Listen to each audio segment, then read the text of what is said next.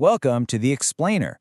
If you're heading into social work, you already know that people are complicated. You can't just slap a single label on someone and think you've got the whole picture. So today, we're breaking down a concept that is an absolutely essential tool for seeing people in their full, complex reality: intersectionality. So, let's just jump right in with a few questions to get our heads in the right space. First off, what do you do when a client comes to you and their problems, they just don't fit into one neat little box? You can't just call it a poverty issue or a racism issue. It's something else. Or how about this one? Is the kind of discrimination a black woman faces the exact same as what a white woman goes through? Or a black man?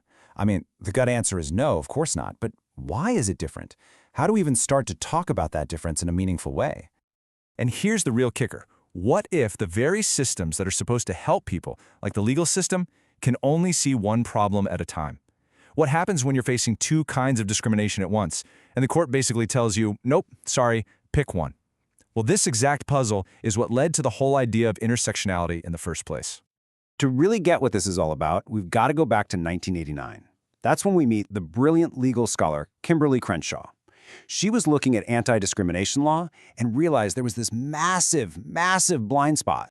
And she gave this blind spot a name: single-axis thinking. It sounds complicated, but it's not.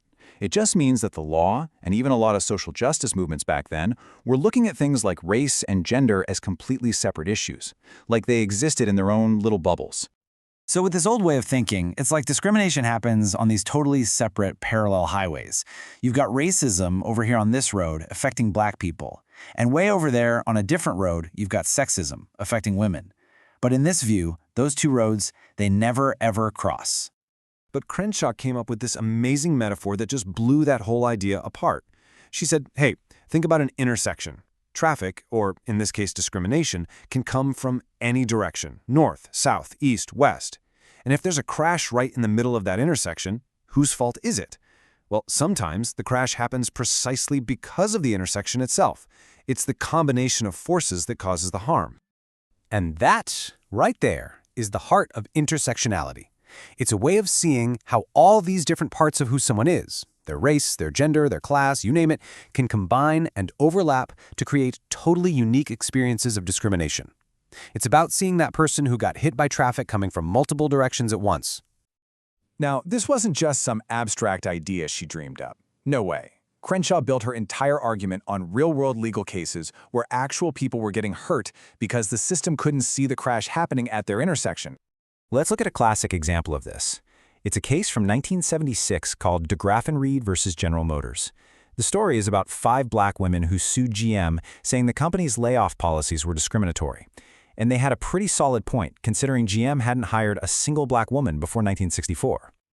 Okay, so check out how the court's single-axis thinking totally failed these women. First, they make their claim. This is about both race and sex discrimination. So the court looks down the race road. They say, well, GM hires black people, they hire black men, so no race discrimination here. Then they look down the sex road. Well, GM hires women, they hire white women, so no sex discrimination here. The result? Case dismissed. They completely missed the point. They were blind to the specific pileup that was happening only to black women right there at the intersection. And the reason the court gave for this is, well, it's pretty wild. They basically said that if they recognized black women as their own specific group, it would open a hackneyed Pandora's box. I mean, really. In other words, they were afraid of complexity. It was just easier for them to ignore the reality of these women's lives than to deal with the fact that discrimination isn't always simple. Okay, so why does a legal theory from decades ago matter so much to you, a future social worker? Well, because you're not dealing with these issues in a courtroom. You're on the front lines, dealing with them in the real world every single day. So think of intersectionality as your most important diagnostic tool. It helps you see beyond the obvious labels and understand the full lived experience of an individual. It forces you to check your own assumptions and biases at the door. It makes you aware of how power operates in quiet, everyday ways, so you can avoid reinforcing old, harmful stereotypes and really see the whole person in front of you. So how do you actually do this? Well, here's a super practical 3-step model you can use. First, identify an incident in your work that just made you pause and think, what was that all about? Second, analyze it. Put on your intersectional glasses and ask, what were the dynamics of race, gender, and class at play here? Who had the power? And what did I miss? And finally, step 3, reconstruct. Based on what you learned, come up with a new, more empowering way to handle that situation next time. All right, let's bring it all home. If there's just one thing you take away from all of this, let it be this next point. Intersectionality is not just racism plus sexism. It's not a simple addition problem. It's a collision. It's about how these different forces slam into each other to create a totally unique experience of oppression, one that's so much more than the sum of its parts. Remember that car crash? The crash is its own singular event, caused by traffic coming from all different directions. And that leads me to my final thought, and my challenge to you.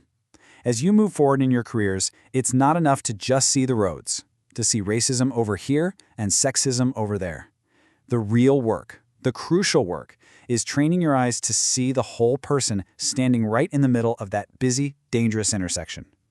So how will you make sure you see them? That's the challenge, and that's the real power of this idea.